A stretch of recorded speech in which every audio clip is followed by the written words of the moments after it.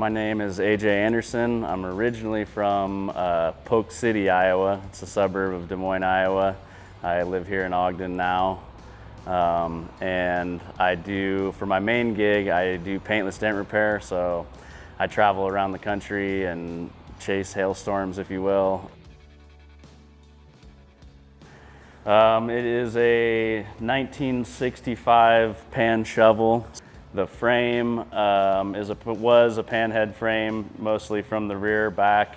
Welded a bunch of the original tabs back on it, and then started in on all the molding and all that. Ratchet top trans, all the typical metal work I did as far as like handlebars and sissy bar, foot pegs, all the little pieces, brackets, spacers, all that kind of stuff. Always been a swap meet guy. Swap meet front end that I got the front end and wheel for like $300 or $400. My friend Joey Slabside, Joey Cano, did the paint work.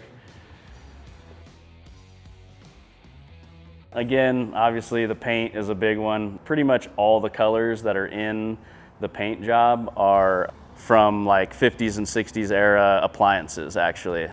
I love, the passenger pegs and driver pegs, both the mini floorboards. That's something I've been making for a long time. This is the first time I ever had a set of my own chrome, so it's really sweet to see them all the way done. And, the seat pan and stuff, I guess, it's original, but at the same time, I wouldn't pretend to say that it's all my ideas. I've never seen a seat like this or one exactly like this, but all pulled from that era, looking at old bikes. I know I've seen somewhere where someone had, seats with cutouts and whatever. Sissy bar is made out of C-channel. Again, not my original idea. I'm sure they've been done before, but Cody, that's in the shop with us here, he's made them out of that before, and they're super solid. It makes it so you don't get a flopper, Salt Lake City Chrome, did all the chrome work, and it's top quality chrome. The frame, like I said, it was an old frame. When I originally bought a bike that was in that frame, I scrapped it and built an entirely different one because I thought it was just too sketchy to run. But spent a lot of time. We put it in a frame jig and checked it out, and the neck was straight and everything, but there was just whoever had done the work on this in the past, I'm guessing was pre-1970 for sure, because of the style of welding that was done on it. And then you forget things after I got it back from paint, I had to drill a few holes for fork stops and things on a brand new paint job and stuff that was just so yeah, there was some points like that were sweating. But I do also have to say, on the other hand, as far as putting the bikes together, this one was pretty friendly. Things went together as they should. The motor mounts lined up, the trans mounts lined. Sometimes you run into things like that can be a real headache, but definitely, anybody I think who builds bikes would say, especially an amateur builder like myself, would say every one of them is a learning process. This is the first truly molded bike. The whole process, I'm not a painter either, and Joey allowed me to be really involved with the paint and just being there to help lay some of the ideas with the tape and everything like that.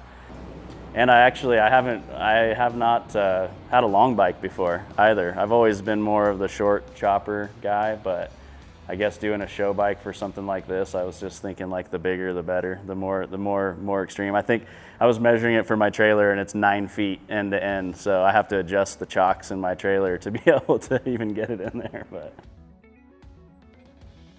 again, I've never had a long bike before, so I was a little. It's a jockey shift, rocker clutch for those familiar with that. Didn't really know what to expect with it, and it seems really smooth. It actually, surprisingly, with the narrow pullbacks and the long front end, it handles surprisingly well. It does end up it's not a lot to handle. It's not too bad at all. But yeah, and it's a blast. I've only got to ride it just a little bit, but it's already super fun to ride. Oh man, this is the hardest question just because if I forget anybody, it is absolutely unintended because, you know, I'm all for the pride of, you know, building a bike yourself, beginning to end and all that. But I would also say if that's your like main prerogative, like you're missing out on a huge part of what choppers are to me and a lot of people. And Joey painted the bike.